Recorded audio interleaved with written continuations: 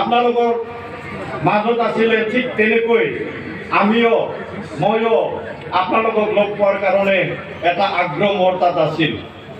আৰু সেয়ে আমি সেইদিনা পূৰ্ণাংগ এটা চৰকাৰ গঠন কৰি আমি নিজ নিজ সমষ্টিত আহিলোঁ। আৰু নিজ নিজ সমষ্টিত আহি আমি নিশ্চয় আমি সিজনে সিজনক যিমানে লগ পোৱা এই লগ পোৱা ব্যৱস্থাটো আমি পালোঁ।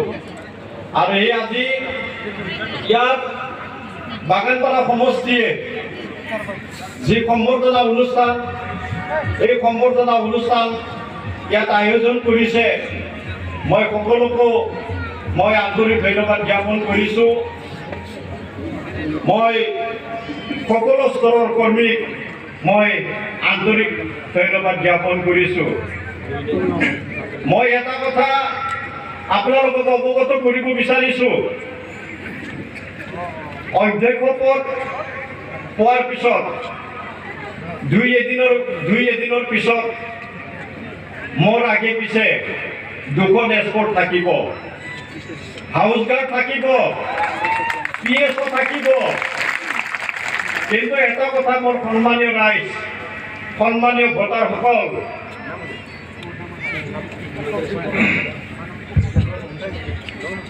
কাতিৰাম বড়ো সলনি নহয়।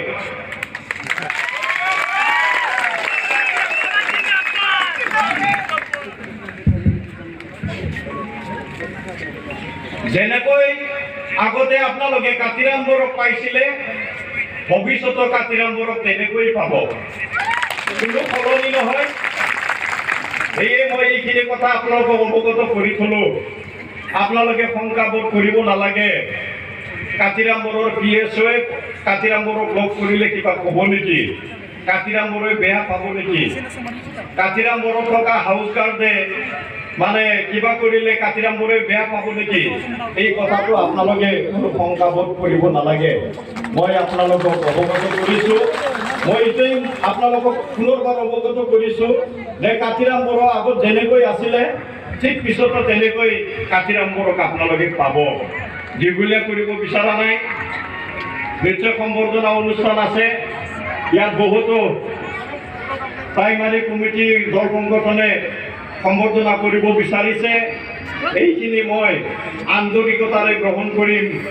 আৰু মই আমাৰ দলৰে এটা জৰুৰী কামৰ কাৰণে মই কিছু সময় পিছতে আপোনালোকৰ পৰা মানে প্ৰস্থান কৰি আপোনালোকৰ পৰা বিদায় ল'ম। ৰেগুলাৰ কৰিব বিচৰা নাই। পৰৱৰ্তী সময়ত আমি একেলগে থাকি, আগতে যেনেকৈ একেলগে আছিলোঁ, পিছলৈ একেলগে থাকি আমি নিশ্চয় আমাৰ এই বাগানপাৰা সমষ্টি পিছ পৰি থকা যি সমষ্টি, এই সমষ্টিটো আমি উন্নয়ন কৰিম। আৰু আমাৰ যি মোৰ বক্তব্য ইয়াতে সামৰিছোঁ। নমস্কাৰ, খুলুমবাই।